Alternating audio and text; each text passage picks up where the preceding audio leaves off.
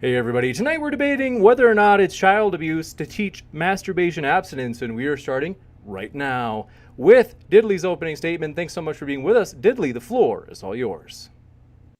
Thank you so much for having me. I'm sure this will not be scuffed at all. I'm Diddley. I'm a YouTuber and Twitch streamer. I mostly do ASMR. Wait, hang on. You're echoing for me. Jokes. Okay. All good. Okay, so I mostly do ASMR and I play video games, but I also have an interest in science, philosophy, religion, and sex ed. So I talk about all those kinds of things on my Twitch. I accept the biological reality that masturbation is a normal and healthy part of human sexual development. People start engaging in it from a very young age as we come to explore and understand our own bodies. And as long as it's not excessive and it's only performed in private, this is a completely normal behavior. For a parent to tell their child to never masturbate, they are teaching their child that masturbation is wrong or inappropriate behavior, which only leads to feelings of guilt and shame, which can then follow them into their adult life, which of course can affect their future romantic and sexual relationships, as well as negatively affect their view towards their own body and sexuality. Making a child feel ashamed for what is a normal part of our sexual development is psychological abuse. It is absolutely necessary to teach children comprehensive sex education in schools, since we cannot confidently rely on parents to have these discussions with their own children, as parents are notoriously horrible at having the birds and the bees talk or avoid the conversation entirely. So that's it. I'll keep it short and sweet. You got it. Thank you very much for that opening. And folks, if it's your first time here at Modern Day Debate, we are a neutral debate platform hosting debates on science, religion, and politics. We hope you feel welcome no matter what walk of life you are from, no matter which side you take for this debate. We're glad that you're here. Hit that subscribe button as we have many more debates coming up. With that, we're going to kick it over to LP, aka I Hypocrite. Thanks for being with us. I Hypocrite, the floor is all yours. Yeah, thanks, James. Always a pleasure to be here in Modern Day Debate. And thank you, Diddley, for having this conversation. It's always fun to test our ideas against each other.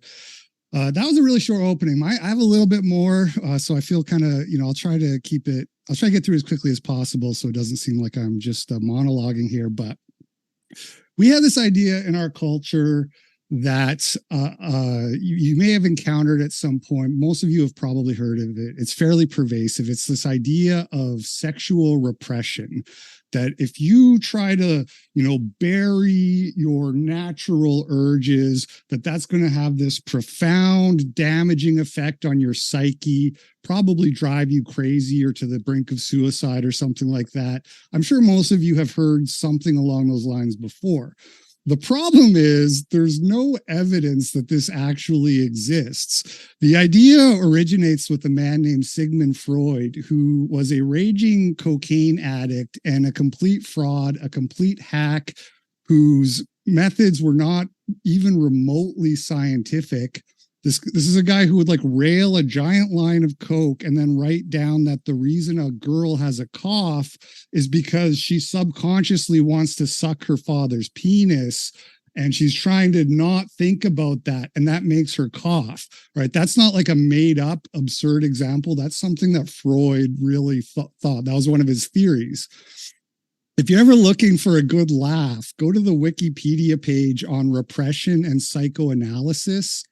There's a big section on this page of people who tried to test Freud's theories in a laboratory or research setting. They tried to conduct experiments that would show the predictive validity of the idea of repression. And they ended up abandoning the project because either they would look at his theories and decide there was just literally no possible way to falsify what he was saying. They couldn't conceive of any way to test it. But also, even more to the point, they would constantly argue about what Freud even meant because his language was so informal and unacademic, and he would constantly contradict himself, sometimes just in one sentence to the next. He would seemingly contradict himself, and so these people who thought he was some kind of genius would just argue for hours and hours about what he was actually trying to say, and they ended up abandoning the project. Another Wikipedia page you can look at is the page for specifically sexual repression. They talk about religion and cultural ideas of modesty and conservative values, essentially, and that, and nobody's disputing that those are real.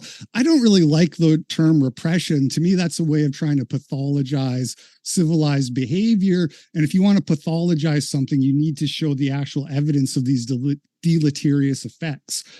But what we're interested in on the sexual repression Wikipedia page is the section on research findings.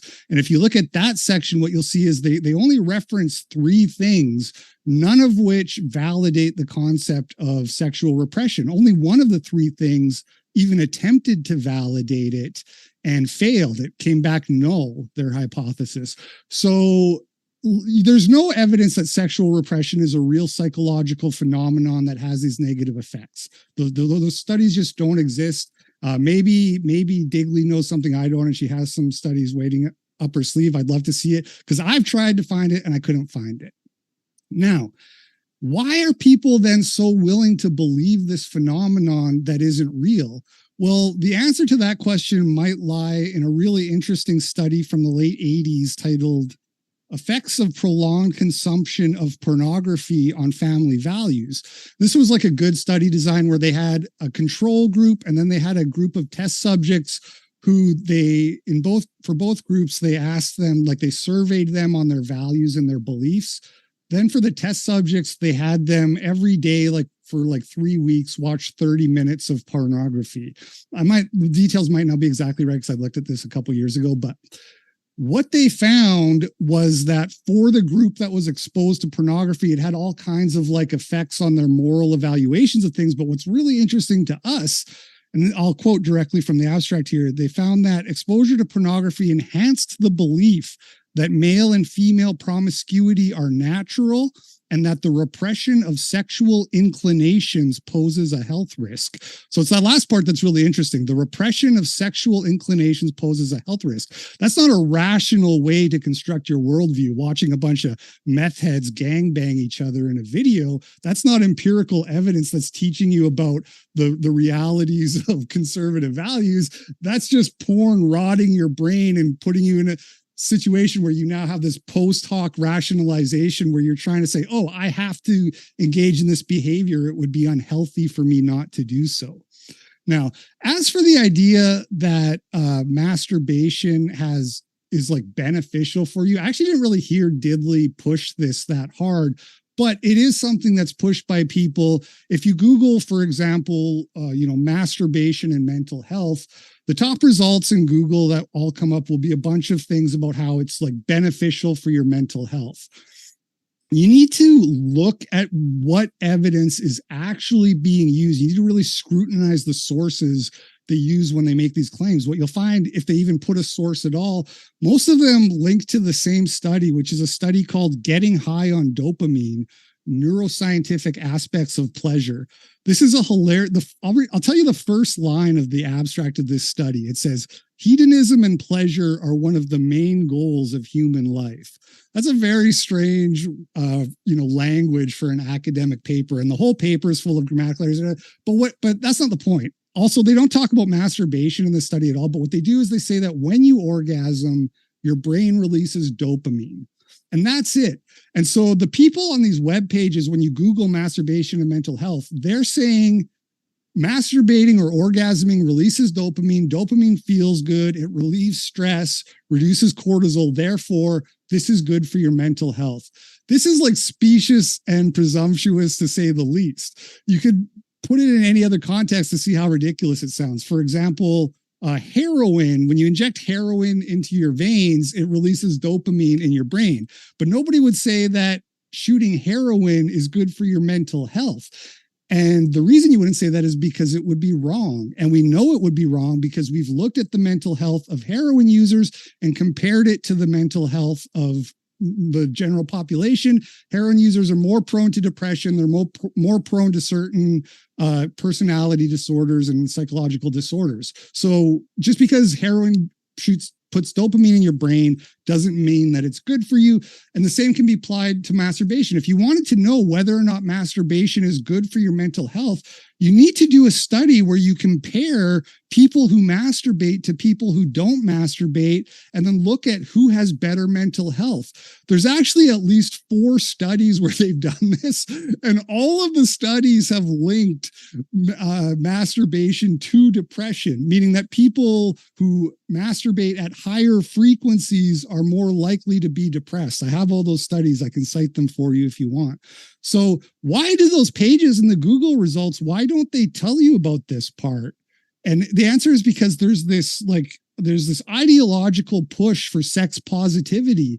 It all goes back to Freud and this idea that the real problem is stigma and shame. And that's why people get angry and become addicted to drugs and become hypersexualized, is because of guilt and shame. None of it has any basis in the scientific literature.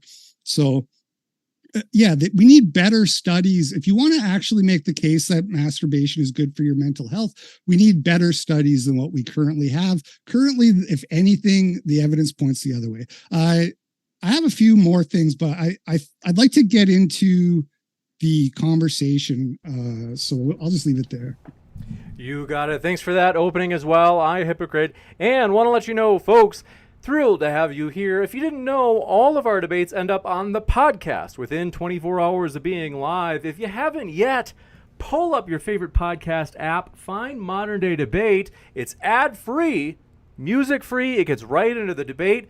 You can listen to it whether you got a service connection or not, anywhere you want. Listen to debates on the go by finding us on Spotify, Apple Podcasts, you name it. We're on every podcast app. With that, thank you very much. Diddley and I Hypocrite, the floor is all yours for open dialogue. I have a couple questions I'd love to ask. I don't know if you want to respond to what I said. You can if you want, but I really have some burning questions for you. Yeah, I will just say that I found it interesting, although not that surprising, that you decided to allocate most of your time in your opening statement to discuss things that I don't even think really are relevant. Sigmund Freud took up a lot of that time. I mean, this is one of the founding fathers of psychology. We didn't even know what a clitoris was then. I don't really think his discussions on, Oedipus complex is really relevant today. As well as ironically, sorry to interrupt, but just real quick, ironically, Freud actually thought masturbation was the cause of all the world's ills. So it is funny, but the idea of sexual repression is anyway, go ahead. Sorry. Also the effect of pornography. I'm not sure what that has to do with the whole discussion we had, I guess. Well, it wasn't really a big discussion on Twitter, but I'd love to go through the article, which is the entire reason why we're having this debate, that you posted on Twitter. Sure. So, I mean, you said you have a few questions, so maybe we can go through the article after that. Yeah. So what I want to know is how do you qualify abuse? First of all, how do you define child abuse? And what I'm really interested in is, do you think that if a parent says to their child, hey, you shouldn't masturbate, you should exercise self-control. It's better for you to control your urges. So if you feel like masturbating, you shouldn't do that. Do you think that person should have their children taken away? Or do you think that it's okay to abuse your children a little bit in that context? I don't think they should have their children taken away from them. I just don't think they're doing a very good thing by their children. I would define child abuse as maltreatment of a child, whether that's physical, emotional, psychological. So I think making a child feel ashamed for doing something that is a part of discovering yourself, your body, it's a part of growing up, really. It's a part of adulthood, part of life. I think that is cruel. Yeah, well, just to be clear, when they do studies on masturbation and they ask people if they masturbated, it's anywhere from 25 to 40% of males don't masturbate, and it's much higher for females. It's 25%, did you say? Don't masturbate?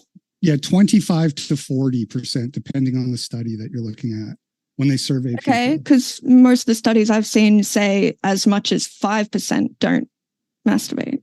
So that's interesting. You found something for 40%. That sounds insane to me. Well, so this is like usually like the survey question will be like, have you masturbated in the last 3 months? Have you masturbated in or whatever? So if you're talking about like total lifetime, it could be lower. I don't specifically know those exact details, so I'm willing to concede that one to you. But the point remains that this is not something that everybody does. It's not something that is necessary. You don't have to do it to be human. So I just wanted to. Yeah, right. I just want to specify it should be a decision that you make individually, whether you want to do it or not up to the parents. Well, it's the parents' job to guide the kid into doing things that are in their best interests. And discovering their bodies, making a connection with their bodies, their sexuality isn't a positive thing? Well, I would argue that having willpower and self-control and discipline, not being a slave to your passions, if a child grows up thinking that orgasms are something that are meant to just have on tap and to feel it whenever you want it, then when that child eventually falls in love with a girl and gets into a relationship, or well, assuming this child's a boy, at some point, another girl is going to come along and tempt him sexually. And if he hasn't spent any effort into practicing self-control, he's going to end up cheating on his girlfriend or whatever and breaking her heart. And so the point is that these things have real consequences down the road that children should be made aware of. They should be made aware of the risks that they're running if they don't understand the value of control. Would you like to go through the article? Like on the issue of like, should they have their parents taken away? I don't want to spend a lot of time on semantics, but I feel like calling it abusive is just sort of this like hyperbolic, hysterical language. And if you don't feel like there should actually be repercussions for the people who are engaging in that behavior, then I would argue you don't really think it's abuse. Because if I were to give you examples of people who were actually abusing their children, you would probably think that there should be some kind of intervention that took place. I disagree with that. I think there are many things that could be considered child abuse that don't warrant a child being taken away. Obviously, there are different levels of abuse. For example, I think it's abuse to hit your child. A lot of people use corporal punishment against their child due to a lack of knowledge around the topic, I would say. I don't think it's necessary to have their children taken off of them, but I think there needs to be a lot of educating in that area. Even circumcision, I would say, is a form of child abuse, but I wouldn't recommend that circumcised children be taken away from their parents. Okay. Before we get into the article, let me ask you this. If a parent were to say to their kid, you shouldn't drink soda, I don't want you drinking soda, would you consider that to be child abuse? No. Okay, but the kid might go to a birthday party somewhere where they're serving soda, and then he decides to drink it, and then he could feel shame and guilt because he went against the parents' wishes. How is that different? What's the meaningful Because drinking soda isn't an intrinsic part of our human identity, our sexual development. Right, but we already agreed masturbation isn't intrinsic, that there's people who don't do it. I mean, I think it would be a very, very small, if not non-existent amount of people who have never masturbated in their entire life, including in childhood. Well, right, but is there any evidence that has a negative effect on those people? That what does? Not masturbating. That not masturbating does? Yes. I mean, this discussion isn't about whether or not people should masturbate. This is a discussion about whether it's appropriate for a parent to tell a child that they can never masturbate. Or just that they shouldn't. That they shouldn't, yeah. Yeah, that abstinence, right? Abstinence. You should abstain from this activity. I mean, obviously, if there is someone who has no desire to masturbate, that's not going to negatively affect them if they don't masturbate. Yeah, I mean, you're just kind of dodging the point here. The point is the use of the word intrinsic, or if you use words like intrinsic and essential, you're implying intrinsic that it's as like in mandatory. We are sexual beings. That's what I mean by that. Yeah, but that doesn't mean you have to stroke yourself like a monkey in a cage. like that doesn't follow logically. It doesn't mean you have to, but it means it is very normal if you do. Right. And you don't have to drink Pepsi either, but drinking Pepsi is normal. but so I don't understand. But like the I said, distinction. drinking Pepsi isn't a part of our human sexual development. Well, yeah, but we're not talking about sexual development. We're talking about parenting technique. Masturbation is a part of sexual development. Right. I'm just trying to find out what is the distinction between the two. And all you've said is the distinction. That one is sexual. And so if it's in the realm of sexuality, it's abuse. But if it's in the realm of just general health, it's a part of normal human development that is sexual. I know you keep drinking using words soft like drink, normal and drinking intrinsic. Soft drink is not in any way part of human development, sexual or not. Yeah, I understand it's not sexual, but you just calling something normal doesn't mean that you have to do it. You know, there's lots of I never said they have to do it. Okay. All right. Well, we can drop the whole Pepsi thing. I'm not really convinced that there's a meaningful distinction there. You just keep saying one is sexual and one isn't. But we can move on. I have other things I wanted to go over, but you want to do the article, so let's do the article. Yeah, sure. One sec.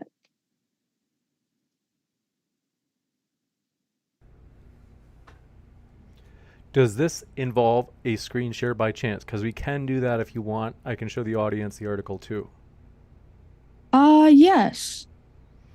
So, well, this is the tweet here, and then here is the article.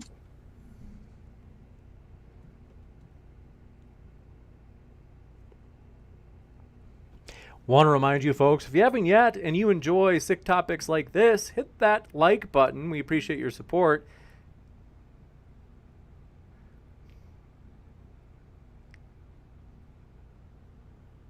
So this is really the whole reason we're having this debate. Oh, I can't see it yet. This Daily Mail article, which I linked it on Zoom in the messenger. Oh, okay. Is there a way, if you want, let's see here. What I can do, go ahead and I'll actually load it up on my side. It's not a big deal since it's not a video. Go ahead. I don't want to interrupt. I just have the tweet up on my end, but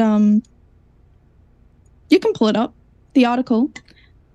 I would just like, I just have a question about what exactly is it in this article that you have a problem with the most? The whole thing, I'm against sex education, full stop. Parents should sex educate their children. It shouldn't be something that happens in public schools. But yeah, obviously, the giving 9-year-olds a homework assignment to masturbate would be the most egregious part. So what was the actual assignment? Oh, I see what this is, the big dunk where it's like they weren't actually given this. For somebody who accuses me of things not relevant to the debate, this is the article. The article that we're debating about isn't relevant to the debate. The topic of the debate is it abuse to teach masturbation abstinence? Yes, based on this article, which I replied to, and then you asked me to debate you on it. So you're going to say that the homework assignment didn't actually tell them to masturbate, and it's a big whatever. It's irrelevant to the debate. It has nothing to do with the topic of whether. You just said that the main issue you had was with them getting masturbation homework. Now you're saying they didn't actually get the homework? I'm a bit confused. You're saying that there wasn't actually an assignment telling them to masturbate, right? I didn't even say that yet. You said it for me. Well, I know where this is going. And you're mad about something because you didn't read it. This isn't relevant to the debate. The debate is about whether or not abstinence is abuse. The article isn't relevant to the debate? No, not particularly. That was the whole reason why we're having this debate. Was your tweet. It has 20,000 likes. No. What's below the tweet is a video. And you responded to the video and you said he's right, Destiny. Yes. And that's what we're debating. The claim in the video that it's abuse to tell your kids not to masturbate.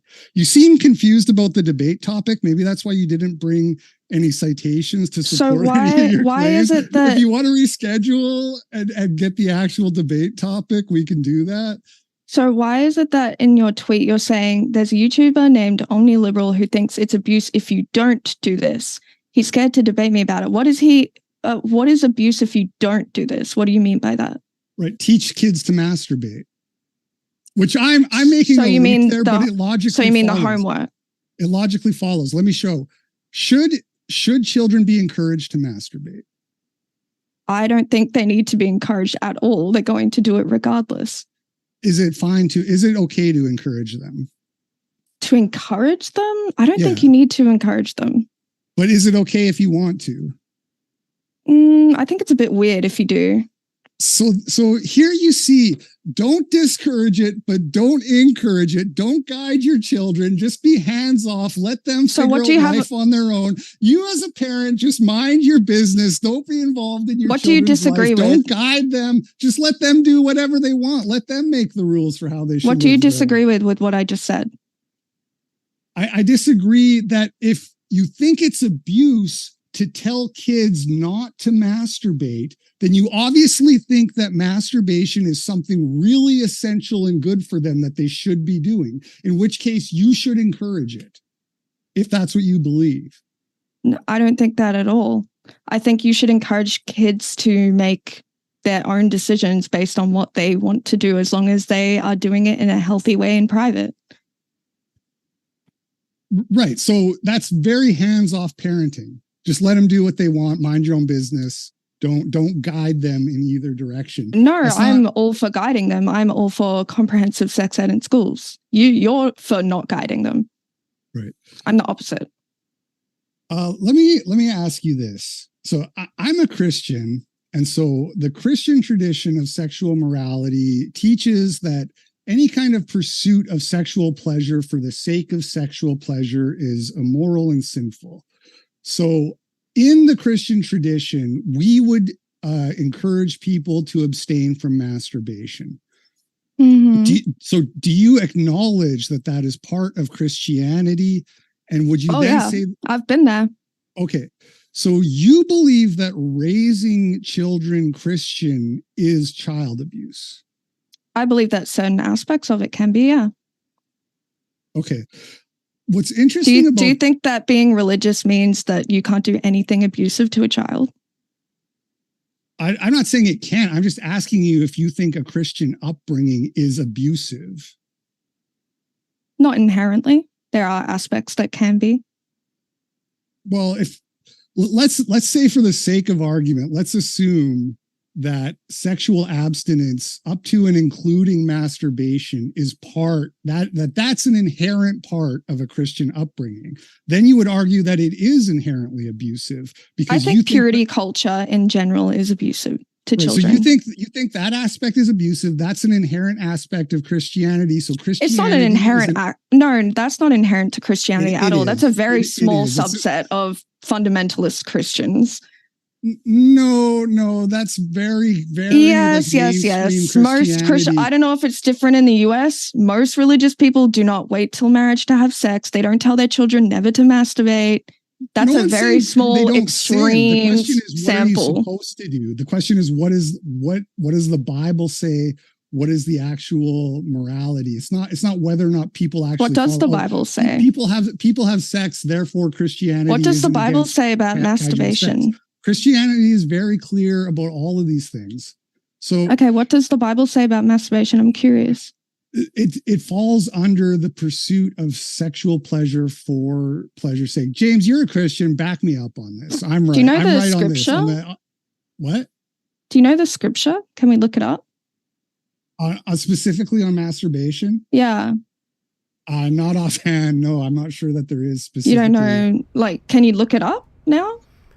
I'm open to keep continuing down this, you can say, rabbit hole. The only thing is, just if you could remind the audience how it traces back to whether or not it's child abuse to teach masturbation abstinence.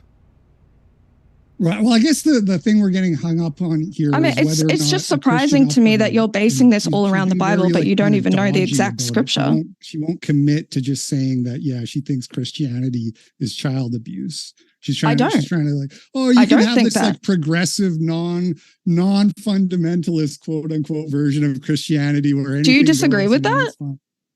What? Do you disagree that like non-extreme versions of religiosity I disagree that you're being logically coherent when you say that teaching abstinence is abuse, but raising your children in the Christian tradition isn't abuse. Yes, because not every child that is raised in Christianity teaches abstinence. Okay.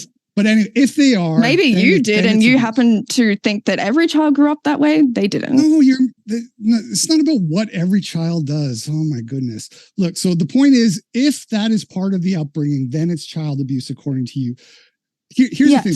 There's a study where I looked at a bunch of studies on masturbation and shame and that kind of thing over the last couple of days, and I saw one where they were talking about feelings of shame in regards to masturbation, and it said that like the children who are raised in religious households, about 25% of them reported that they were made to feel like ridicule or shame when it comes to masturbation, versus like 7% in the non-religious households. So point being that generally speaking, religiosity correlates with abstinence. Do you agree with that as a general rule? Yes. Okay, good. Here's the problem, Diddley. While we don't have like that many good studies on masturbation and mental health and stuff like that, we have an absolute plethora of studies on the outcomes of children who are raised Christian versus children who are raised secularly. And the children who are raised Christian do better in all of these really important outcomes like mental health. They're less depressed. They have less anxiety disorders, less personality disorders, less substance abuse, less promiscuity, less hypersexuality. Okay, you've heard this like meme of the preacher's daughter. Are Christian households more likely to have two parents in the home? So are they? So yeah, so you're doing this thing where it's like, oh, well, that's not because of the sexual morality. The point is, if being raised secularly has all these relatively negative comments, then how do you not just conclude that that's the real child abuse? I didn't even get through all the many bad things that happen in religious households. I wouldn't say as a whole that is a bad thing. Is that what you think about secular households? Because a few people grew up in really poor environments, then secular households as a whole are written off as abusive? No, I have a much stricter definition of abuse than you do. Like you have this very, like anything that's even remotely negative is abuse. I think that's kind of silly. Do you agree that there are varying degrees to abuse? Yeah, I agree with that. But there's also things that maybe aren't the greatest things, but they wouldn't rise to the level of being called abuse. Something that is just like a itsy little bit negative is not abuse. Abuse is like a serious thing.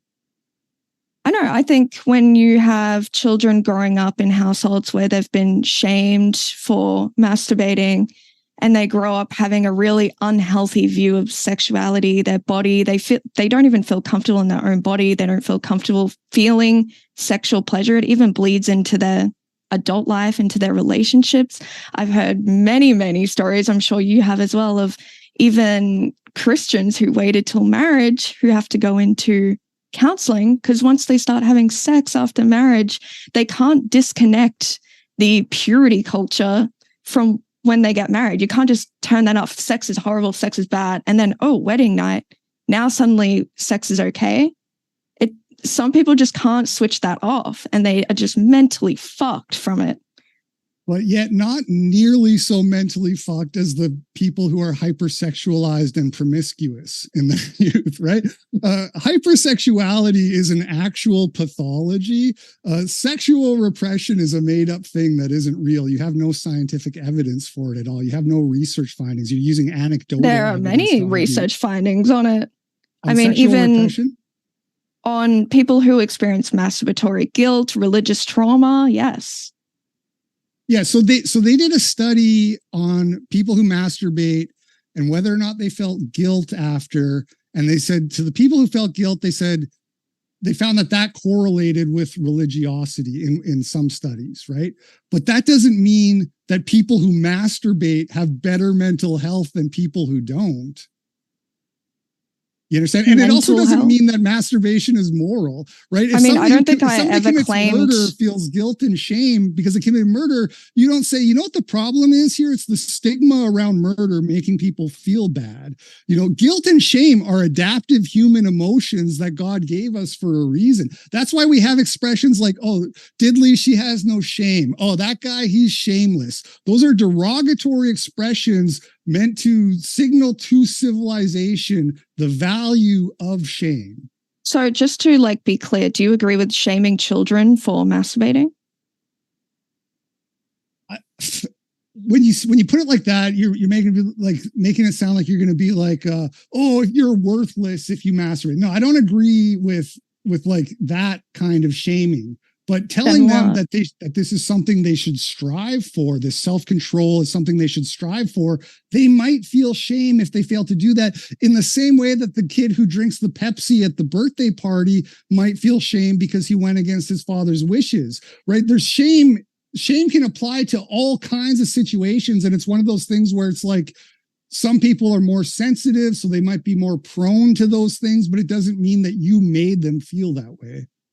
But can you see how like there are very varying degrees to levels of shame? For example, for a child eating a cookie out of the cookie jar when they weren't supposed to eat any sweets, compared to being told by their caregivers, their parents, that they can't touch their own bodies. Do you not see a difference between those two? You haven't provided any like even if you say there's research that shows that they felt shame because of masturbating, you have to show that those people have worse outcomes. Also, this is really important.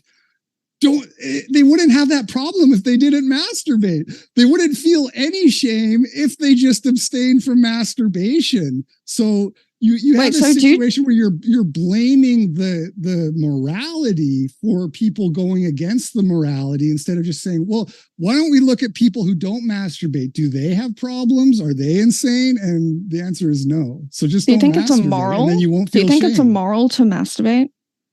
Yes, I'm a Christian. I told you that already. So okay, but I already established not all Christians are against masturbation, but so do you think a child is immoral if they masturbate? It's a sin. So yes, they're immoral. They're committing a sin. They're committing an immoral act. And it's my job as a parent to try to help my children not do that. So they don't go to hell, right? For masturbating? I mean, it's really more about the answer is yes. As a Christian, the answer is yes. Well, no, that's like you're looking at it as like what are the ends of all this? It doesn't have to be about heaven and hell. It's just about, are you living the way God intended? I really don't want to turn this into like a God debate. So could we go over the article? Okay, I just want to, I think we're basically done here. The article, we already know what you're going to say, which is that they weren't giving studies, they weren't giving actual masturbation assignments. I'll concede that it's not relevant to the debate. It's not relevant to the topic. So then can I ask you again, what is your biggest issue with the article? Because initially you said the masturbation homework, and now you're saying that that doesn't exist. So now I want to know what actually is your problem. That's what the headline says, right? The headline says they were giving. So you only read the headline? I'm saying that's my issue with the headline, is the part where it says they gave them. Okay, but I'm asking about what your issue with the article is. I get it, Diddley. It's the big own. Oh, you didn't read the article. You're a dummy. I brought like 27 scientific citations here to argue. And you didn't even read the article that the debate is about? Oh, wow. He didn't read the article. Oh, God. He thinks they're teaching kids to masturbate. Not relevant to the topic. The debate topic was. Can you explain to me how it's not relevant? Explain to me how it's not relevant. Okay, I'll explain it to you like you're 5. Okay, please do. Under the article, I posted a video of Destiny saying that telling a child it's inappropriate to masturbate is abuse. Mm-hmm. You responded to the video and said he's right, and I said we can debate that. Yes, but the video you posted was context to the article, right? Which you said that he would agree with the article. This is such a non-point. It's hilarious. It's a non-point. I make like major arguments about how children raised Christian have better outcomes than children raised secular, and about how there's no scientific evidence for sexual and you just gloss over all of that and want to spend the whole time talking about whether or not I read an article correctly that has nothing to do with the topic of the debate. You're the one glossing over the article. What do you mean? I want to get into I've already conceded to you that maybe they didn't give that assignment. I don't care. Oh, it's how not disappointing. relevant. It doesn't mean anything, Diddley. I mean, you did say you're against sex ed, yes. So you disagree with what the article is teaching, even though you didn't read it. You disagree with the headline. Teaching anal. Yeah, I'm against sex ed. Yeah. So just so you know, the headline itself, what it's talking about, giving what did it say? What was the headline again? Let me see. So 12-year-olds are being taught about anal sex in school while 9-year-olds are told to masturbate for homework. I cannot believe this got 20,000 likes. That's 20,000 people that didn't read the article. Because if you actually read the article, you would know there was absolutely no homework where the teacher said, go home and masturbate, kids. The homework was actually given out to a school for special needs children to list areas in their home which are private and safe for them if they want to touch their private parts. They were supposed to list places in their house. How is that fucked? That's fucked. You shouldn't be. Okay, so now you kids, know it's your an homework article. assignment is to tell me the best places for you to rub yourself. Oh, that makes it so much better. Okay, so now you actually know what's in the article. Let's discuss it. Why is that bad? Well, that's not the government's. It's not the government's job to teach kids about safe places to masturbate. It's the parents' job. No. What if the parents do a very bad job at it, which we know that they do? Actually, the scientific evidence on sex ed is very conflicting. There's a big study that came out a couple years ago that found that that teaching sex ed actually had raised rates of teenage pregnancy. So to say that the government, there's a study on sex ed in America that found that teaching sex ed increased teenage pregnancy. No, it's the complete opposite. In America, all the studies show that in the states where abstinence-only sex ed is taught, there is higher cases of teen pregnancy and teen STDs. In the states where they have more comprehensive sex ed, there were lower rates of teen pregnancy because there's more contraceptive use because they're all educated about it, and lower STD rates.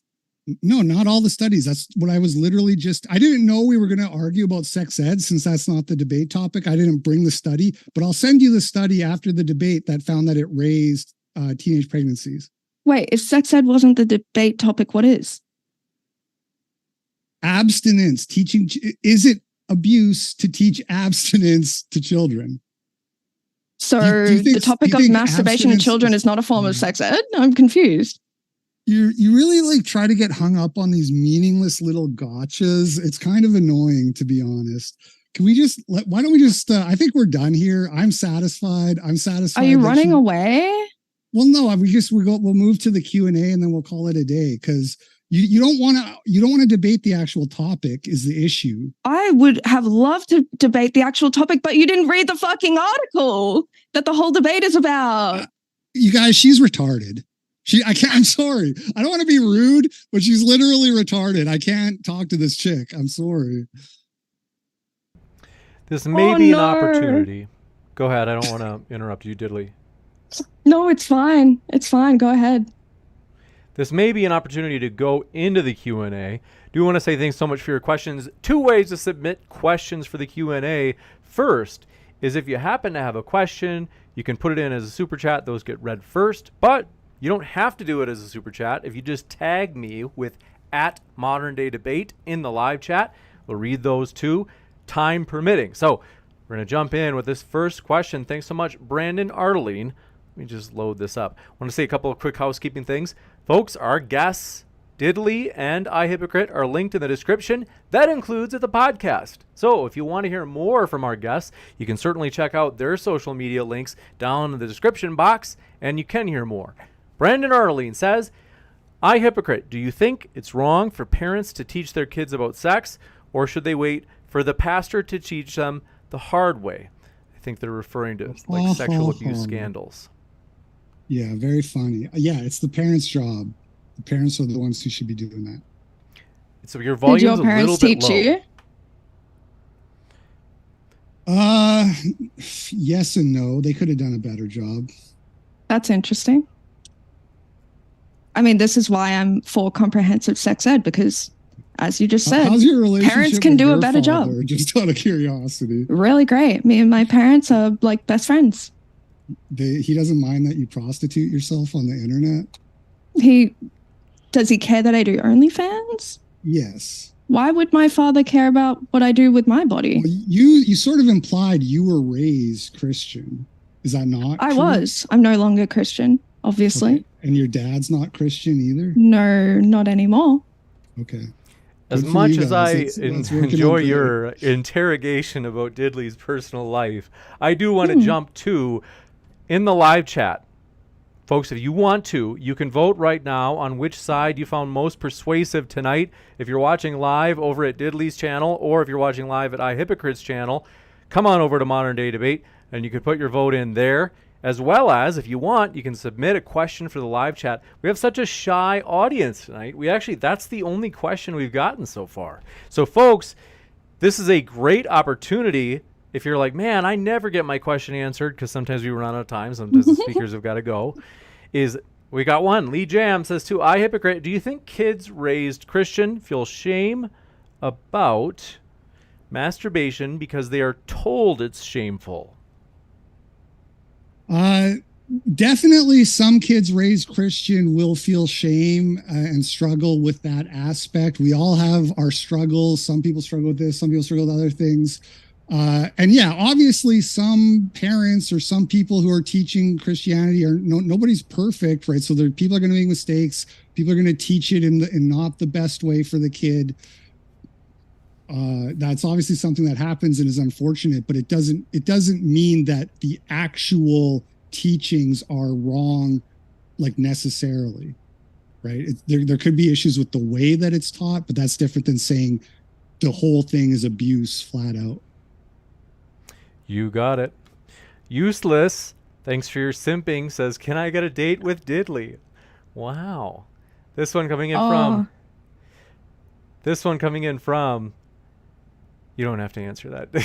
From Emery King. I wasn't going to. Says, how can you teach kids to not touch themselves if you are against sex ed? That's a great question. They say that is literally why is it a great? I'm not sex. Against teaching kids about sex. I'm against the government doing it. It's the parents' job. No, but that is actually a great question. If you are all for, question. You obviously don't understand anything I've been saying. Okay, can you let me ask the question? So, if you are all for telling your children that they should not masturbate, that's not okay. It's immoral. How are you actually going to stop them from masturbating? Is it just by hopefully putting enough shame on them that they just don't want to do it? You teach them that it's something they should try not to do. They should try to avoid, so that they learn self-control and discipline.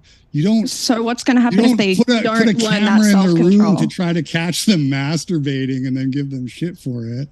No, this is so insane. These kind of things you have to imply to try to get. Yeah, but what are you going to tell your child is like the negative consequences of masturbating if they do?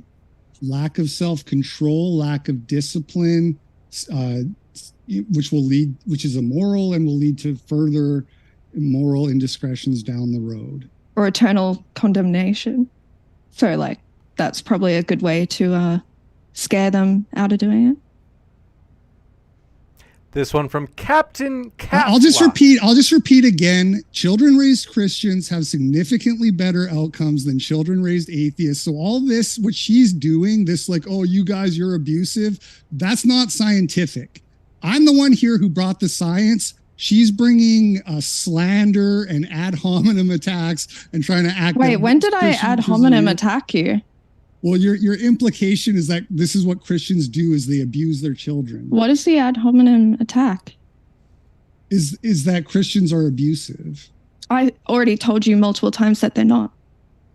Right, but that's not logically consistent with what you've said. No, it 100% is. I can repeat it again. You're talking it's out inherently of both sides of your mouth, which is something liberals do quite frequently. I can repeat it again if you didn't understand. So Christian families, bringing up your children as Christian is not inherently abusive or harmful.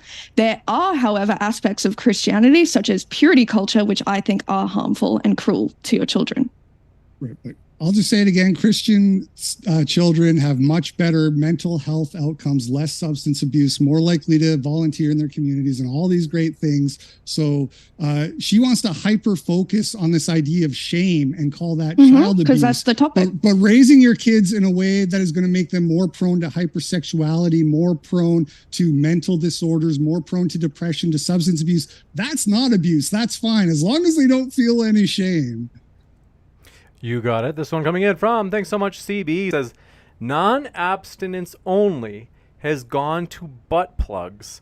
Conservative right-wing sex ed is way different, and this is why the state education always corrupts, because it is corrupted. Guessing is that's for you, Diddley. What was the question? Or was that just a statement? So sometimes, for the super chats, we allow people to make a statement, like an objection. Okay. And so they're saying, basically, like in a nutshell, they're saying the state is corrupt. And my guess is that's, even though technically I don't know if you really, we'll give you a chance, Diddley, assuming that it is for you. I mean, I would hope that our educators have children's best interests at heart, unlike Christian fundamentalists who just keep their children in the dark and tell them if you masturbate, you're going to go to hell. Yeah, so I think comprehensive sex ed is vital. I think it's really important as well in cases of sexual abuse.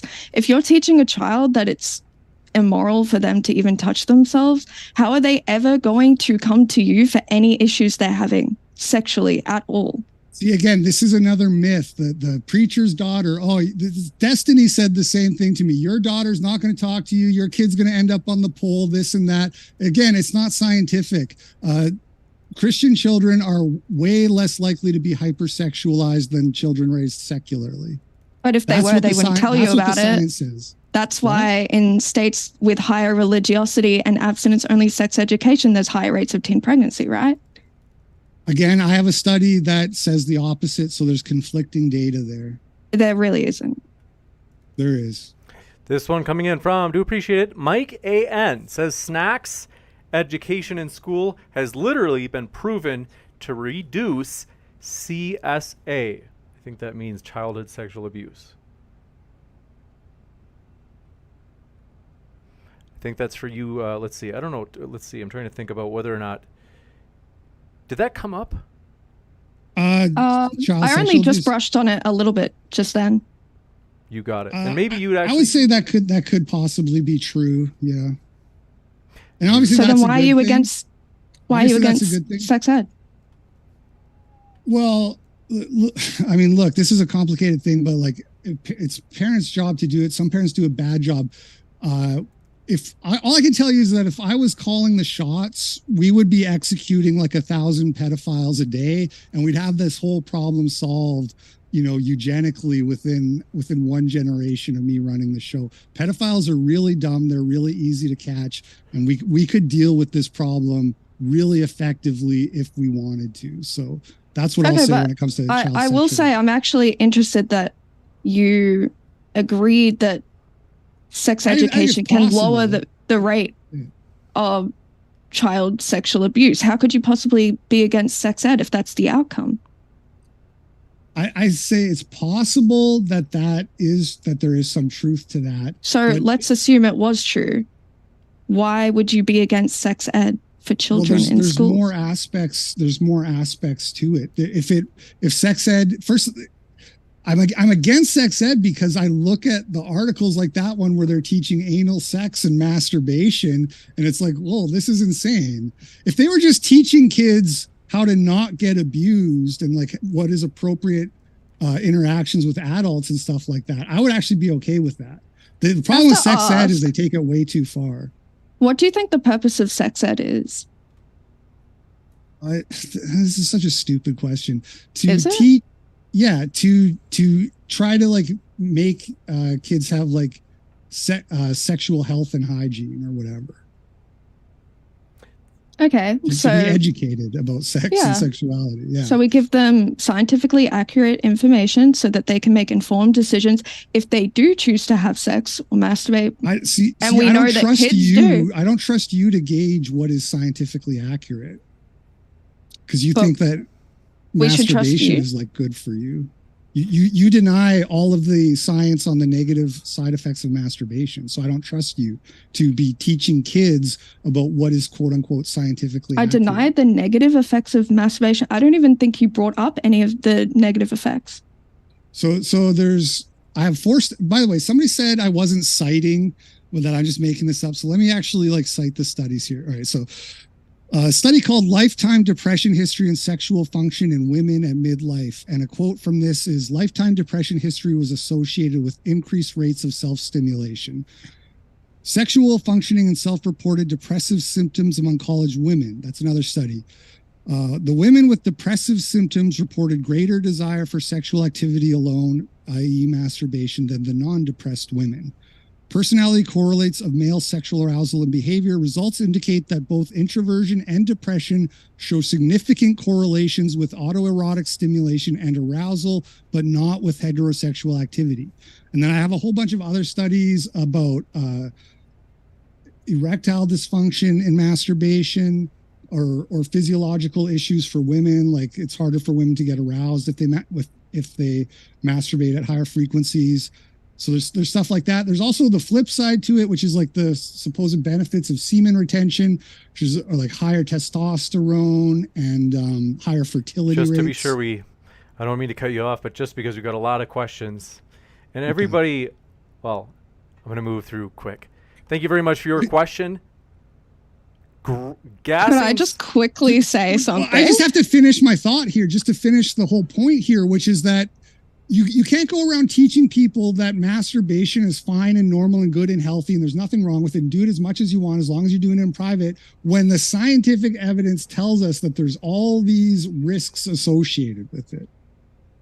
Can I just ask, so you said you have all these studies where people who were more depressed showed that they more frequently masturbated. Do you think that that means that the masturbation itself is causing the depression? Is that the connection you're making? It's not necessarily, but it's a very strange thing, because we also know that depression lowers libido. Depression makes you less interested in sex. And it also makes you seek out dopamine-rich activities. Depression makes you less interested in engaging in any activity at all. So it is a sort of the fact is, the matter is we don't really necessarily understand the relationship between masturbation and depression, but we just know there's a link between those things.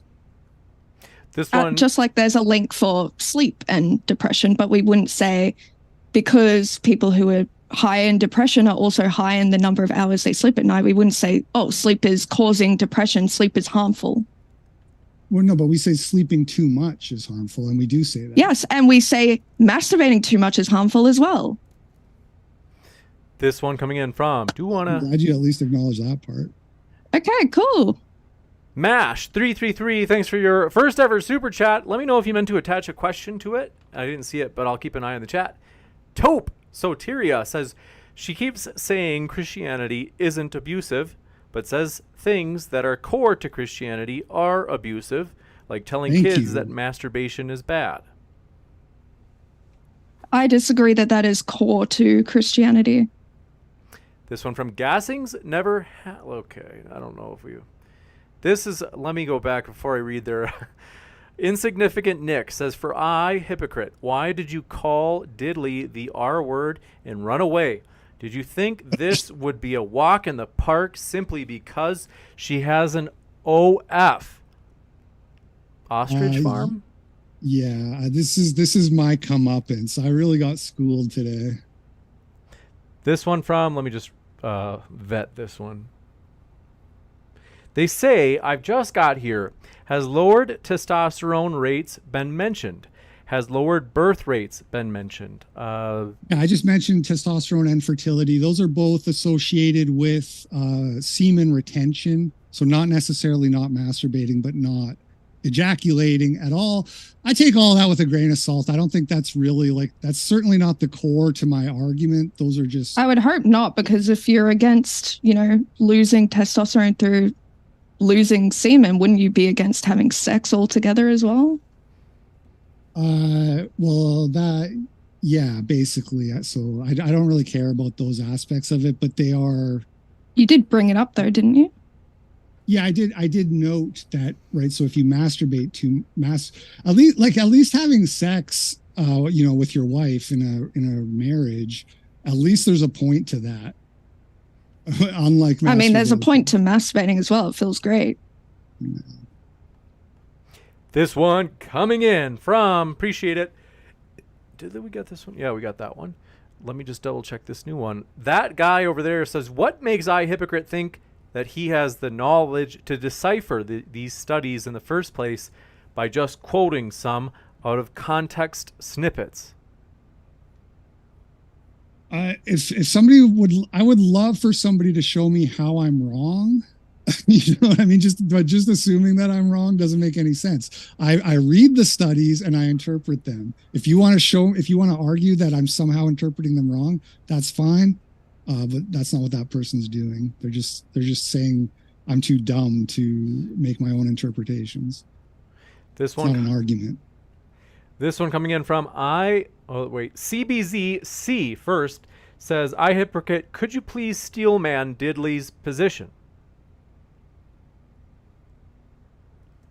I mean, it sounds insane when you say it out loud, but her position is that if you tell your child they should exercise self-control and not just be a slave to their base primal desires, you're abusing your child. That's her position. This one from Rashad Abdul Salam says, Diddley, you said, quote, encouraging masturbation is weird. Can you give a comprehensive explanation why encouraging it would be weird? I think they mean like if it's good for you, like why is it bad to encourage it? I just think it's weird because you don't need to go out of your way to tell a child like, hey, go home and jack off, like they're going to be doing it anyway. They don't need any kind of encouragement. I think as sex educators or as parents, we should simply be giving them the tools and the knowledge so that they can do so safely. We're not necessarily saying you should masturbate. We're saying if you do masturbate or have sex, here's how you do so safely. But a lot of the education does say that it feels good. And you yourself would say that it feels good. Do you deny that it feels good? Orgasm, yes, it feels good to orgasm. Yeah. So, but is that not a form of encouragement tacitly? Telling a kid, hey, if you touch yourself here, it's going to feel good. Are they not going to be more likely to do it? It's not overtly encouraging them. Like I said, you're not saying go ahead and it's not overtly encouraging them. It's tacitly though. You are tacitly encouraging them to do it when you okay. This one coming in from, do appreciate it. Oh wait, just to clarify on that last one. So maybe this would clarify it for them. I think they interpreted it as that you were saying that masturbation was salubrious, or a fancy way of saying like good for your health. But if I understand right, you're saying, well, I'm not saying like we ought to encourage it because it's good for your health. I'm saying like we don't have to encourage it because it's neutral for your health. Is that it? I mean, I think it can be good for you. It can be a positive thing in your life for sure. We know that it can increase body image, self-image. We know that it can improve sexual satisfaction when you do have sex with a partner. So there definitely are benefits to doing it. But I think what's more important is that we should just let children decide if they want to do it or not. We shouldn't have a say in whether or not a child can, or if they're allowed to touch their own bodies. You got it. This one from I Vote Kick TV says, highest rates of teen pregnancy and STD rates among girls 15 to 19. 5 are states without mandated sex ed, in particular Arizona, Mississippi, Texas, Florida, and Arkansas. So I think they're saying that if there isn't the sex ed, it plausibly leads to more of these things that Hypocrite you would consider socially ill or bad? There's conflicting data on sex ed. Like I said, I have a study. I'll try to find it. Let's see it. Let's see it. Yeah. Keep going. I'll try to find it. Rough and Ready says, please ask if your child has a question that you don't know the answer, how should they find out the answer? Oh, I found it. I found the study. Okay. So there's a study titled, sorry to interrupt, but there's a study titled The Impact of Sex Education Mandates on Teenage Pregnancy, International Evidence. This is from April 24th, 2020. And it says, taken together, changes in national laws related to sexual health are blah, blah, blah. We find some evidence that laws mandating sex education in schools are associated with higher rates of teenage fertility. Fertility? So that's from the study. Fertility. Pregnancy, fertility, same thing. I don't think it's the same thing. Well, they mean pregnancy. It says in the title pregnancy. This one coming in from. Go ahead. I don't want to cut you short. Oh, I just wanted the link to the article. It's fine. Go on. Yeah, I put the link in the chat there. This one from Lee Jam says, to Hypocrite, what if the parents don't teach kids anything about sex ed, such as mine? Wouldn't you rather have education experts teach them? We weren't taught, and I wish we had been. I'm not actually diametrically opposed to sex ed. I just think what we have now goes way too far. So that's the problem. I think a really basic sex ed about how to not get sexually abused, which you would actually want to teach that to fairly young children. And you do it in a kind of an age appropriate way. You know, here's the doll. Don't let somebody touch you here on the doll, that kind of thing. I'm in favor of that kind of thing. You think schools should teach that? I'm not in favor of like telling high school kids like, hey, if you push on your rectum, it feels good. Like, that's just not necessary. This one coming in from, we get this one, Lee Jam. Dockinator says, for the first super chatter, this is the one about that pastors or whatever it was, priests would teach kids about sex the hard way if parents don't. They said, I'm afraid the evidence is different than, they say, Gonclaves et al. 2023 recent meta-analysis says religiosity is actually inversely related to sexual aggression. Did they know that the science debunks their view? And okay, maybe let me just see if we've got a question for you guys per se. Janice Walker says LP talks about the wood chipper a lot, but he is on Cozy, a network run by someone who joked / I don't know if I want to read this, folks. I just don't want to get into legal trouble, so I don't know what's true about who, but I can't. Modern Day Debate gets into like sketchy territory if let's see, network run by someone who. There's a lawsuit going on, it's Well, no, it's not there's not a lawsuit on me as of yet, because I'm really careful about who we read about. I know that the internet, usually you just say whatever you want about people, but I do want to be careful about that. This one coming in from, so I don't know what's true about that, so I don't want to say something that if the person who runs Cozy has done what this person is saying, I don't want to read it out loud. I don't know what's true. CTO1GG says, for Hypocrite, give us the verse where the Bible talks about masturbation. Also, is personally attacking your opponent a valid debate tactic? No, and I probably should have done that. I apologize. But there's also a point where debate falls apart if you can't actually stay relevant to the topic and you just want to get some own about, oh, he didn't read the article. It doesn't matter if I read the article or not. It's not relevant to the action. No, it doesn't matter. It really does. It means nothing. It means nothing. Okay. The fact that you don't understand how irrelevant it is why I called you the word that I called you. Well, I apologize for that. This one coming in from, you guys have such great chemistry. This one from CTO1GG. Oh, we got that one. This one, new one from Dockinator again says, but if M is good for your health, why not encourage it? I think it's like they're pressing for consistency of like, if you encourage, I don't know, exercise, then why not encourage M if it is healthy? Yeah, well, she already admitted that she's okay with tacitly encouraging it. I just want to say, to me, it speaks to a lack of conviction and sort of a cognitive dissonance that you have where you're like, oh, well, that would be weird. It would be weird if we told them they should masturbate, but we also definitely shouldn't tell them that they shouldn't masturbate. So No, we're just I'm going to saying not tell I them don't think you anything. Just let need. them just. I'm saying I don't think you need to encourage them because they're doing it anyway. Well, you said it would be weird. And they will do it even if you tell them not to. You understand that it's weird to encourage children to masturbate. You at least you understand that much. I'll give you the last word, diddly, because the original question is for you, and then we'll jump to the next one. Oh, so we're not going to a new question yet? If you have any last word, because the original question was aimed at you, I want to give you the last word. Right.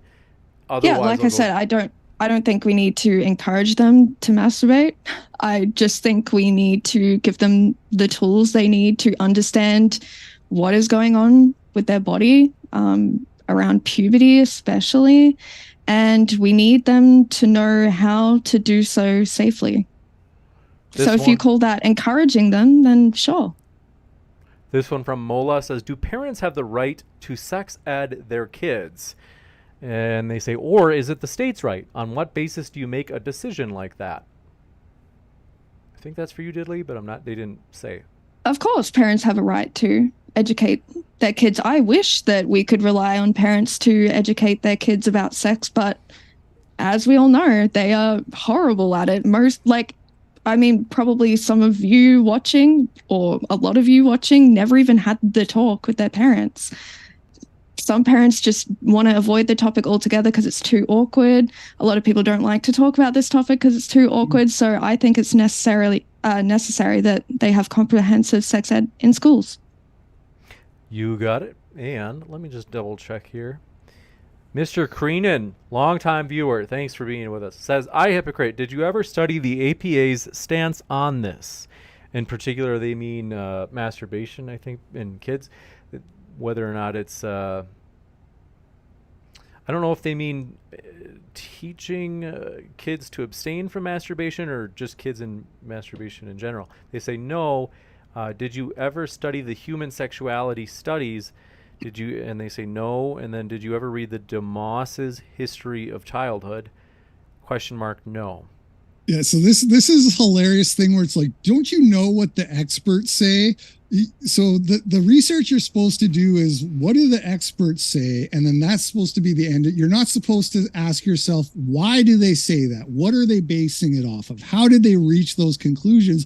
Which is when you go and look at the actual science and see what it says and whether or not those conclusions are supported by the research data. That's what I did. I went and read the studies so I could reach my own conclusions. You got it. This one coming in from, you see, I know we had more that I had earlier come in, so sorry folks if I didn't get to write down your question. If you have a question and it didn't get asked, we've got maybe 10 more minutes. We'll say 9 more minutes. If you have a question that you want to fire in and that we didn't get to read yet. Otherwise, I do want to remind you, our guests are linked in the description, including at the podcast. If you haven't yet, check out our guest links down below. You can hear more of their views, more of their positions, and also want to encourage you folks, if you haven't yet, hit that subscribe button. We have many more debates coming up, and you don't want to miss them. This one from Janice Walker says, let's see. They say, my super chat is public record. Google Ali Akbar and Nick Fuentes. The only thing about me is, let's see, they say, I don't really have time to go through and look at legal records or look up legal convictions or whatever it might be. So I just, I haven't deleted your super chat. It's still there if people want to see it. But I don't care to read something where I'm I don't know what is the case. You know, some people have this weird derangement syndrome when it comes to Nick, and they're so obsessed about it that they'll follow anybody who is just a cozy streamer and try to like make it all about Nick. It's kind of sad and pathetic behavior. Mola I'm says, not Nick. Why don't you take that shit to him if you got a problem with him? they say they want to know what your thought about Ali is. Who's Ali? I haven't even heard of Ali. Ali Akbar is a gay brown pedophile, and my advice is to stay away from gay brown pedophiles. That's my position on that. I, hypocrite, going on record. Not me. Isa Martell says, what should kids do with the hormones God created them with? Adults can abstain with difficulty, but kids can't. Do you support teen marriage? Do I support teen marriage? Yeah. Correct. That was a question for you. Sure. Marriage is Bruh. based. Oh, I You see. were just going on about how you hate pedophiles and stuff, or do you just mean underage people getting married together? I think that, you know, the guy could be a bit older. If you're talking about like a 20-year-old How much guy older? marrying a 16-year-old girl and the parents are involved with it and everything like that, I don't think that's bad. This one coming in. I do. Okay. Mola said that they didn't. Go ahead. I didn't want to interrupt. No. I just find it interesting that you've mentioned, you know, pedophilia a few times in this debate, how much you despise and want to kill pedophiles, and then you say something like that. Yeah. Well, so to be clear, a 20-year-old man should definitely not be having premarital sex with a 16-year-old girl. That wouldn't be technically. But they should be pedophilia, getting but it married would be and then wrong. having sex? Is that what you think? Yes. Yes, that's what I think. This one coming in from, do appreciate it. Mola says, I still didn't get part of my question answered. Who makes the decision if it's the state's or the parents' right to educate? Is this for me? I think they both have the right. Gotcha. I kind of answered this earlier. Like, I wish that parents alone could educate their kids, but we know that they're horrible at it, so we have to rely on schools to do it. You got it. And then Red Hammer has asked repeatedly, where is Diddley's link? It's always in the description box, of course. You can find both of our guests linked below. Thanks for becoming a channel member. Gabber, Piet, appreciate your support. We do have channel memberships, folks. We don't talk about it often. We're trying to get in the habit of talking about it more often. Check out our channel memberships if you haven't yet. You can use those based and red-pilled custom emoticons to call your friends in chat, soy boy, and many other things. This one from Hand One Capped Kangaroo says, I, hypocrite, how much does the Bible affect your stance? But I'm definitely on Team Diddley. How much does the Bible affect my stance? That's the question. That's right. I would say less than you think, which is why I tried to sort of downplay this whole thing of like, you're going to hell if you do this, those words she tried to put in my mouth. There's plenty. You could do this whole thing secularly. I just happen to believe the Bible. And when it comes to the moral aspects of it, the Bible is clear. So did I put those words in your mouth? Do you believe that people who masturbate are going to hell? You sort of tried to, is what I'm saying. Yeah, you tried to put those words in my mouth. So do you believe that it's immoral to masturbate and therefore you'll go to hell if you're a masturbator? I believe it's immoral. I don't have strong opinions on heaven and hell. Okay. As a fundamentalist Christian? What does that mean, fundamentalist? How am I a fundamentalist? I don't think it's fundamentalist to be against sexual pleasure seeking for the sake of pleasure seeking. That's not a fundamentalist position. To be against masturbation is a pretty extreme religious stance. No. The problem is you don't seem to understand that you can think that something is wrong, but not have to freak out because somebody does it anyways. You know what I mean? Like just because you acknowledge that people shouldn't do something doesn't mean you go around telling, oh, how could you do that? You're so bad. You're such a bad person. She's like, no, hey, you shouldn't do that. That's not good for you. It's not moral. Shouldn't do that. Because it's a sin, right? And sinners go to hell, right? It can be a lot more chill than the way you're trying to paint it. That's what I'm saying. This one from Rashad Abdul Salam says, Diddley, if schools started encouraging child masturbation, would you speak out against the quote-unquote weirdness of the school's encouragement? If they literally said to the children, like kids, like the article that you didn't read suggested, but it wasn't true whatsoever. If they said to the kids, I want you to go home and I want you to, graphic details, I want you to masturbate, I would think that is weird.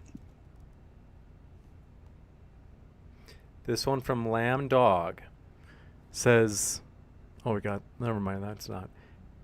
Any last ones in the old live chat? Skimming over here. Ozone McWego. Does James have OnlyFans? Thank you. Appreciate you asking. That's the only time anyone's ever asked. Oh, bless your heart. Okay, this one coming in rough. Let's see. Looking around here.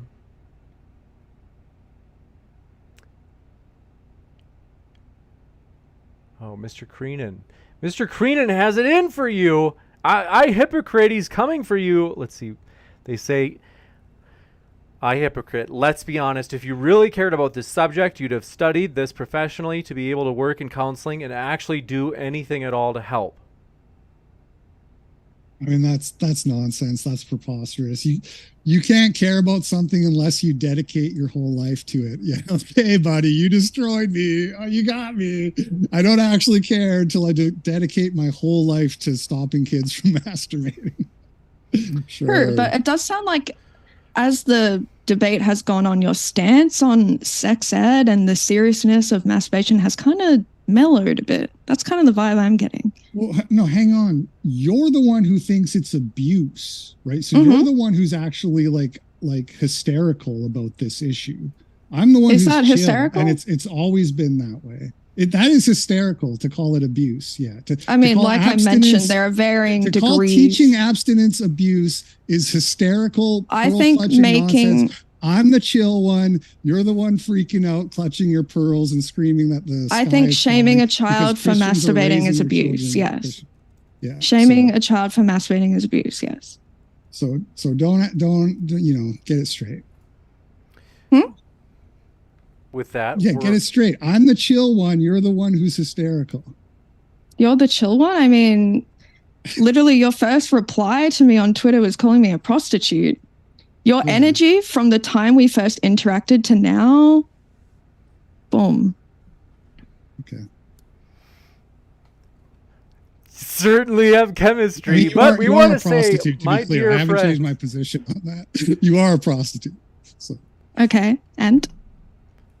Juicy, to say the least. I don't know. We do want to say, that's right. Well, okay. I'm like, all of a sudden I'm so energized and I'm like, this is so I'm like, I don't want to go because I'm enjoying this topic. Like, this has been a really I'm so curious to hear your opinions on it. Yeah, James, is it Christian to teach abstinence, or is that like crazy fundamentalist? Well, let's see. I don't really, the only thing I want to jump in is I don't want to take sides on anything that you guys have debated, because I always, like, we're all about like, hey, modern day debate is so neutral. Consider the debate. You'll have to DM me later. Tell us DM me your position. But tell us how you really feel. But I am curious about the last topic that came up, is that I Hypocrite endearingly called Diddley a prostitute.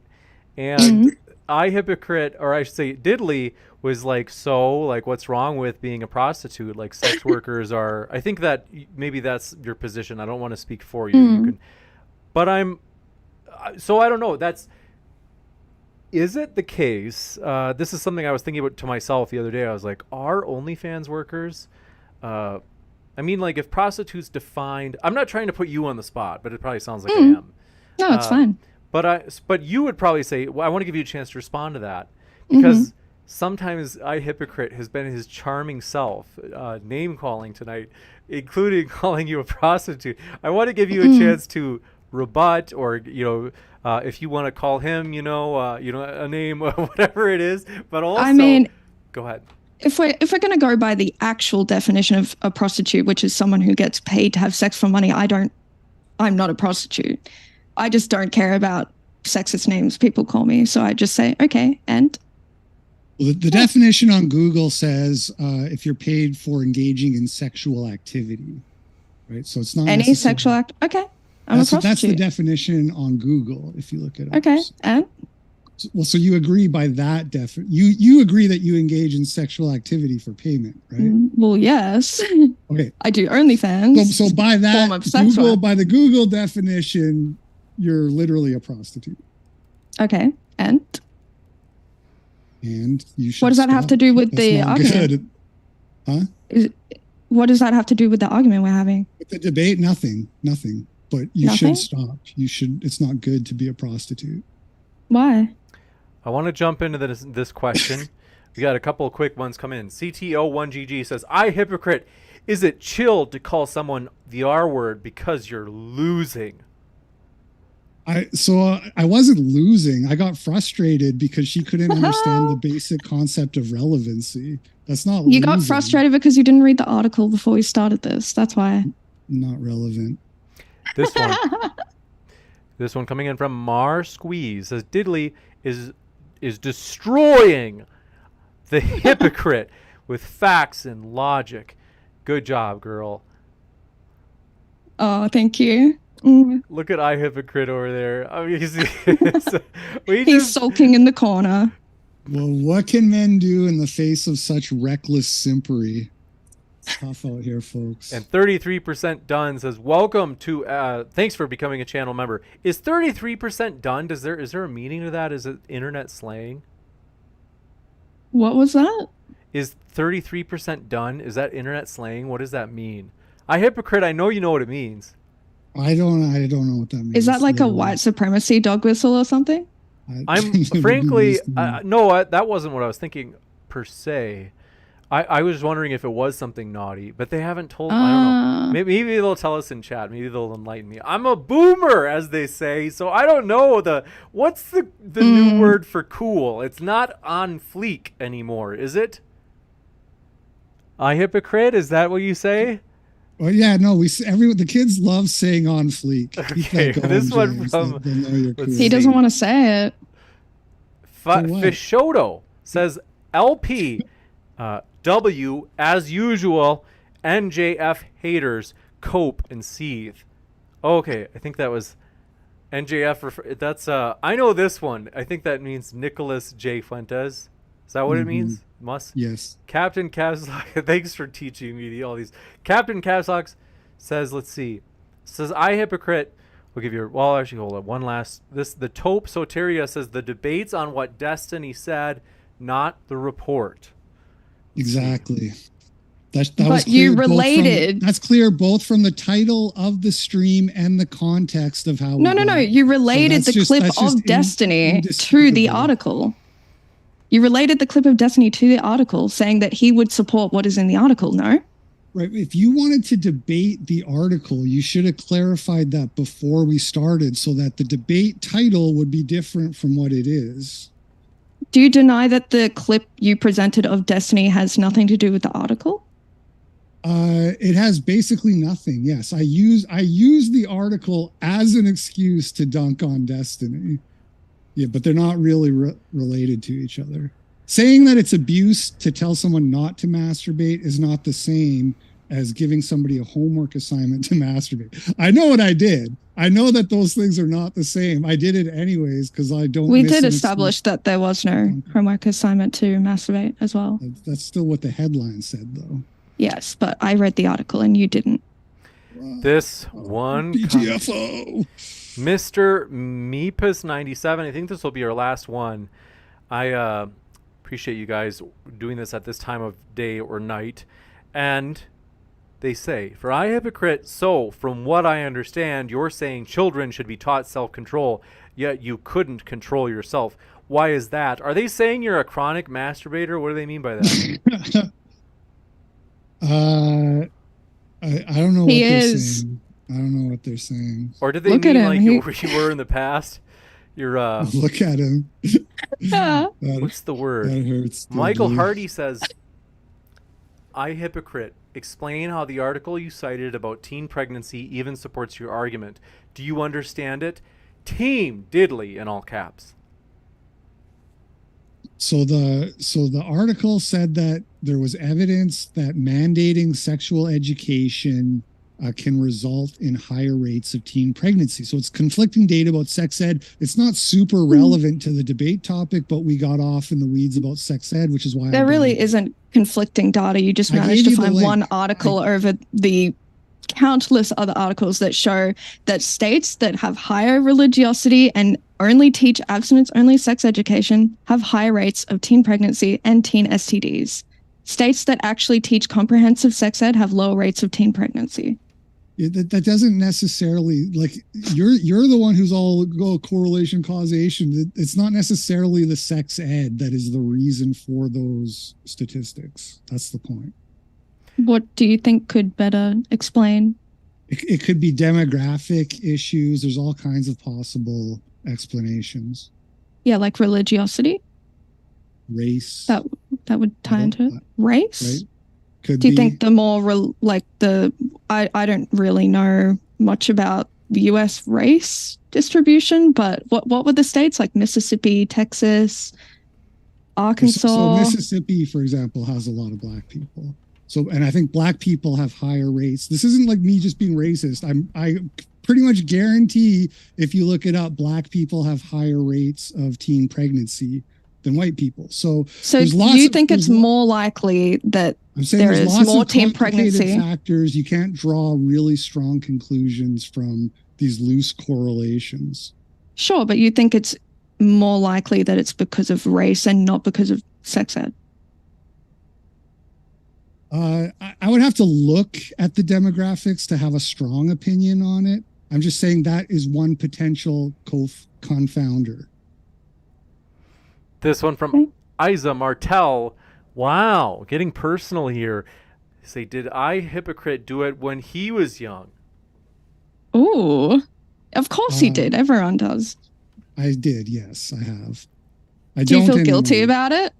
Do you feel ashamed for doing it? I wasn't raised Christian, so no, I never felt guilty or shame about it. Do you feel ashamed now? I don't do it anymore. But do you feel ashamed that you did? No. No? This one coming in from... I guess it would be, if I regret anything, I regret that I didn't have better guidance so that I had a stronger sense of morality back then, but I wouldn't call it shame.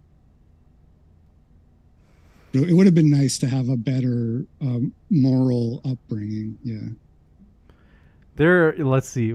I gotta go. We're past time, and it's 9:40 here, and I have to wake up early. So I wish we could keep going, asking about people's habits or past habits. We want to say thank you, folks, for tuning in. We hope you feel welcome. Modern Day Debate is a neutral platform hosting debates on science, religion, and politics, and our vision is that everybody would have their chance to make their case on a level playing field. So thanks for being with us tonight, and thanks especially to our guests, Diddley and I Hypocrite. It's been a true pleasure to have you.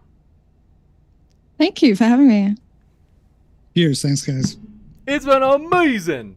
So we'll see you next time, folks. I'm going to do like a 30-second post-credit scene where I say hello to you all in chat. And with that, thanks so much, folks. Stick around. I'll be back in about 22 seconds.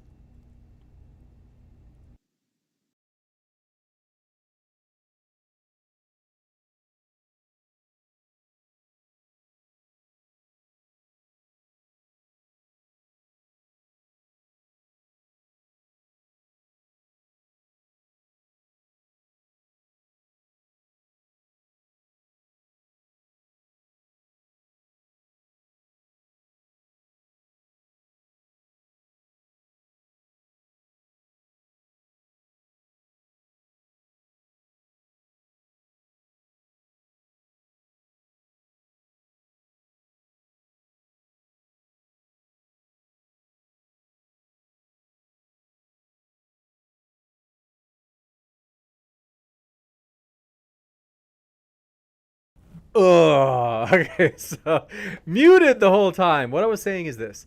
Thank you guys for your support. Stoked to have you here.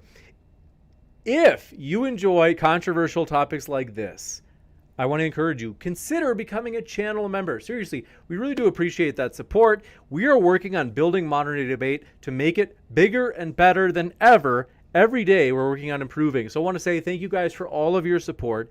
If you love that this is a debate platform that is not only neutral, in other words, we're like, hey, whatever your opinion is on this, we'll give you a fair shot for a debate.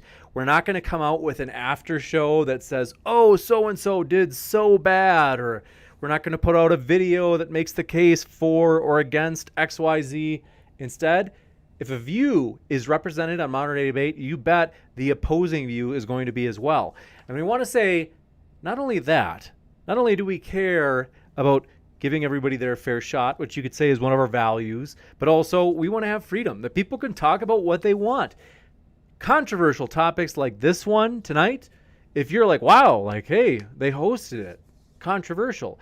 If this channel's not here tomorrow morning, you know why.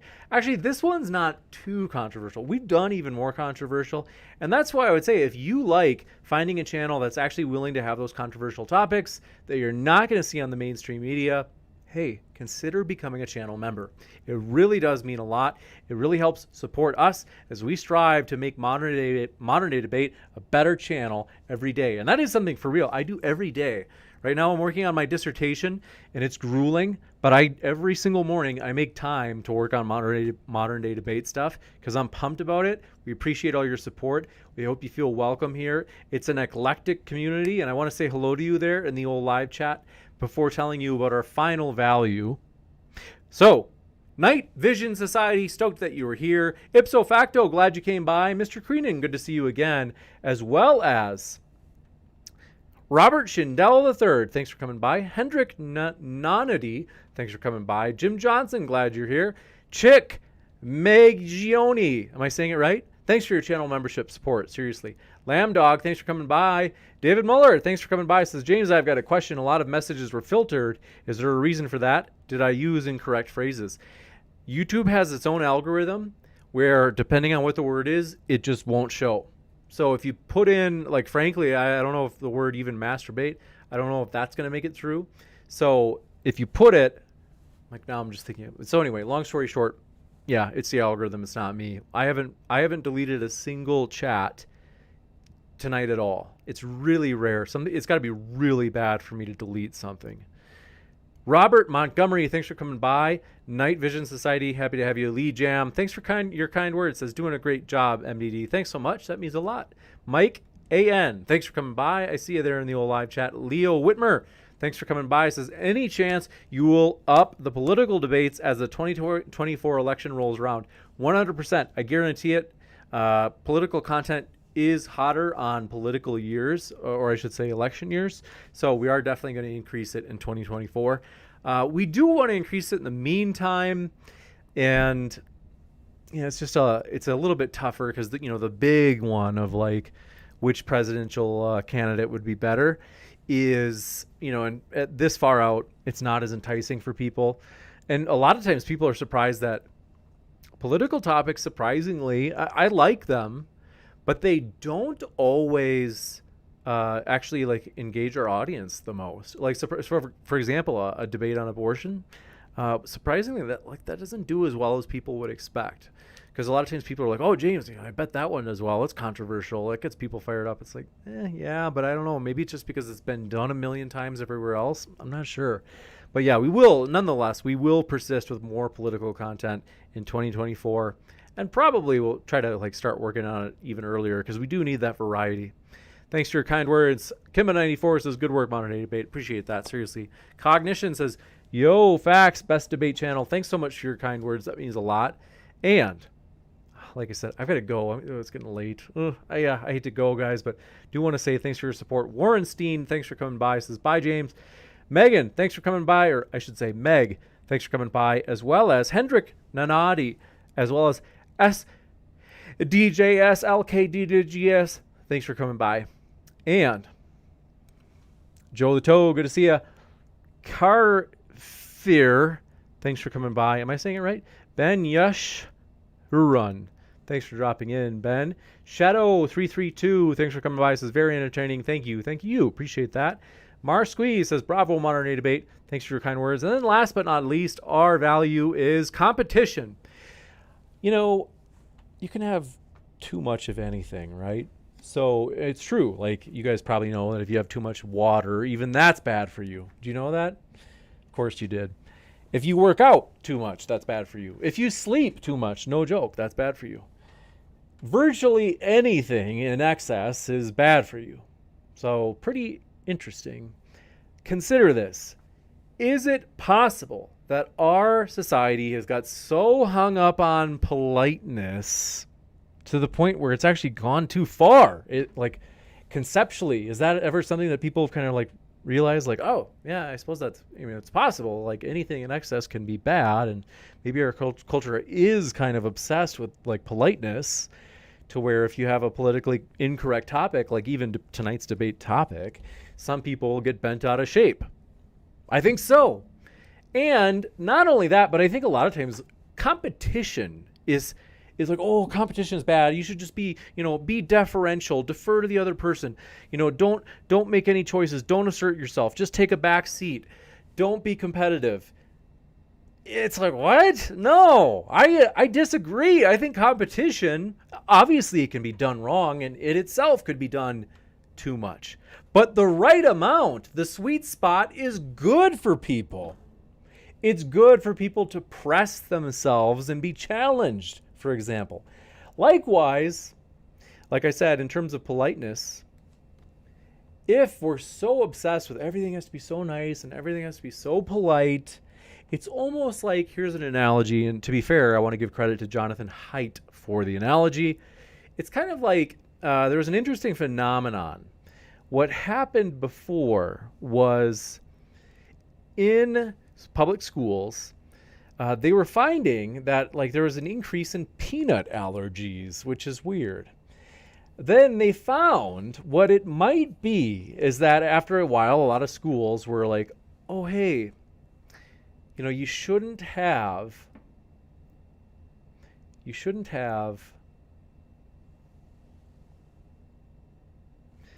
peanuts in public schools because kids might be allergic.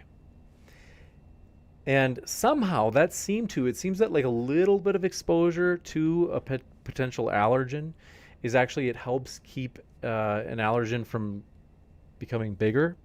I'd have to go back and read the exact details from Jonathan Haidt on this. He's a psychologist I'm trying to remember where it was. He's at a business school. I think it's an Ivy League school too.